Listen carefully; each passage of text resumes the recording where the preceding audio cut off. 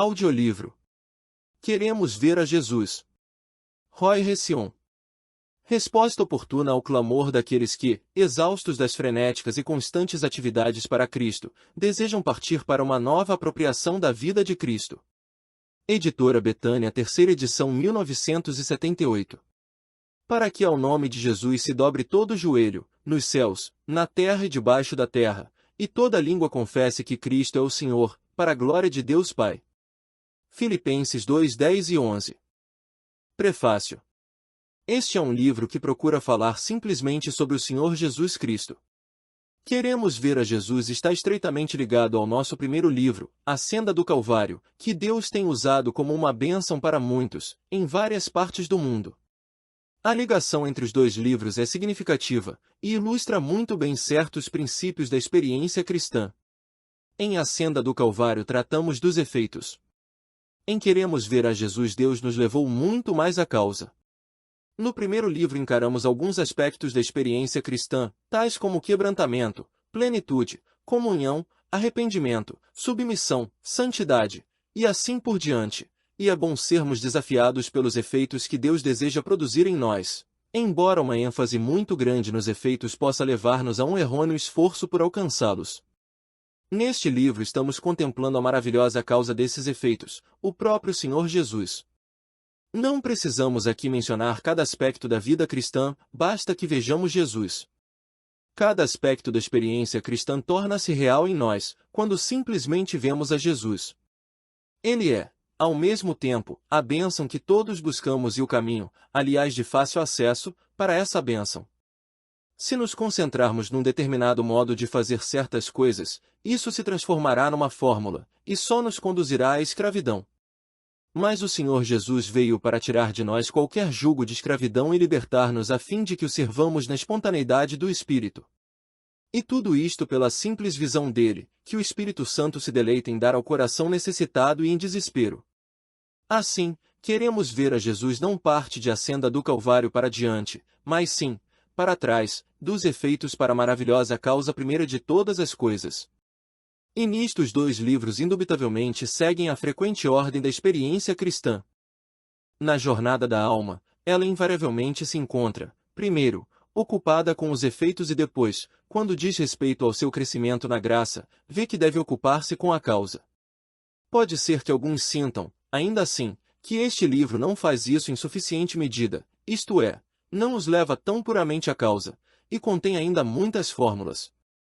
Se assim for, isto só pode significar que, mesmo os autores, em sua própria experiência, ainda precisam ir mais, muito mais para trás de qualquer efeito, devem ir ao próprio Senhor Jesus. Este é, pois, o tema e direção do presente livro, Jesus. Entretanto, não podemos pretender que seja um tratado completo de tão grande tema. O leitor verá que há muita coisa em que nem sequer se tocou. Mas, como já dissemos, é suficiente ver a Jesus, e fazê-lo continuamente. E, ao fazermos isso, veremos tudo o mais que precisamos ver, à medida que for necessário, e tudo em direto relacionamento com Ele, que precisa ser sempre o centro de nossa vida. Duas palavras ocorrem frequentemente nas páginas que se seguem, as quais são usadas num sentido especial. Como não achamos bom interromper a sequência do pensamento com capítulos explicativos, resolvemos inserir aqui alguma coisa sobre o sentido em que são usadas. A primeira é a palavra graça. Muitas vezes fala-se de graça como alguma bênção que recebemos de Deus em ocasiões especiais. Aqui, entretanto, procuramos usar a palavra no sentido estrito do Novo Testamento. Nele, ela é a grande palavra da nossa salvação e de toda a atuação de Deus em relação a nós, pois está escrito, pela graça sois salvos, por meio da fé. Nada é mais importante do que aprendermos seu significado, tanto em nossa mente como em nossa experiência. Se deixarmos de compreender o que é graça e quot, tudo mais nos escapará. No Novo Testamento, graça não é uma bênção ou uma influência que recebemos da parte de Deus, mas, antes, um atributo de Deus que governa a sua atitude para com o homem, e pode ser definida como seu amor e favor não merecidos. Em Romanos 11,6 lemos, mas se é por graça, já não é pelas obras, do contrário, a graça já não é graça. A própria essência da graça é ser ela imerecida. No momento em que temos de fazer alguma coisa para nos tornarmos mais aceitáveis a Deus, ou no momento em que precisamos de certo sentimento ou atributo de caráter a fim de sermos abençoados por Deus, a graça não é mais graça. A graça nos convida a vir, mais do que isso, ela exige que venhamos, como pecadores vazios, para sermos abençoados, esvaziados de quaisquer sentimentos de retidão, de bom caráter e de feitos apreciáveis, sem nada para nos recomendar a não ser nossa profunda necessidade, franca e plenamente reconhecida. Então a graça é atraída para aquela necessidade, a fim de atendê-la, tal como a água é atraída para as profundezas, enchendo-as.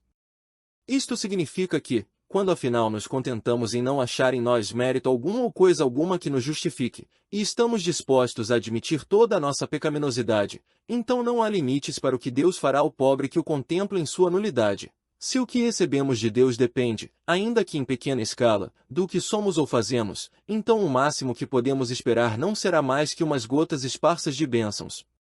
Mas se o que vamos receber é medido pela graça de Deus, a parte das obras, então só há uma palavra que adequadamente descreve o que ele derrama sobre nós, a palavra que tão frequentemente está ligada à graça no Novo Testamento, abundância. A luta, por certo, está crermos nisso e estarmos dispostos a ser nada mais que pecadores vazios até ao fim de nossos dias, para que a graça possa continuar vindo ao encontro de nossas necessidades. E quando os recursos já em nós se esgotaram? E a força nos falta para mais suportar. As fontes eternas da graça divina estão somente começando a jorrar. Amor sem limites, poder sem fronteiras. Graça infinita e inefável em Deus. E desses tesouros guardados em Cristo. Dá sempre, dá a todos os seus. Isto, pois, é graça e isto é Deus. Que visão comovedora temos assim do próprio Deus! A outra palavra que precisa de uma explicação quanto a seu uso nestas páginas é avivamento. O sentido popular em que ela é usada é o de um movimento geral e mais ou menos espetacular do Espírito Santo, no qual muitos são salvos e a igreja é edificada. Não negamos ser este um uso legítimo do termo, mas nós a empregamos neste livro no sentido da obra que Deus opera em primeiro lugar na vida de cristãos, e que é, ao mesmo tempo, pessoal e imediata. É preciso, porém, que o crente reconheça o declínio que tem havido em sua experiência cristã, que se curve às atuações de Deus para com ele, e que veja Jesus como tudo de que precisa, e, crendo, se aproprie dele como tal. É simplesmente isto que existe no âmago dos movimentos de avivamento, ainda nos mais espetaculares. Afinal, que são tais movimentos, senão a comunicação de vida a um número sempre crescente de pessoas? E o que é que Deus usa para este fim, senão o testemunho radiante das pessoas avivadas? É claro, pois, que nossa primeira responsabilidade é sermos, nós mesmos, avivados, e darmos testemunho aos que nos cercam. Podemos, então, confiar em Deus para ajustar-nos, e a vida que Ele nos dá, a qualquer movimento de seu Espírito, conforme for do seu agrado.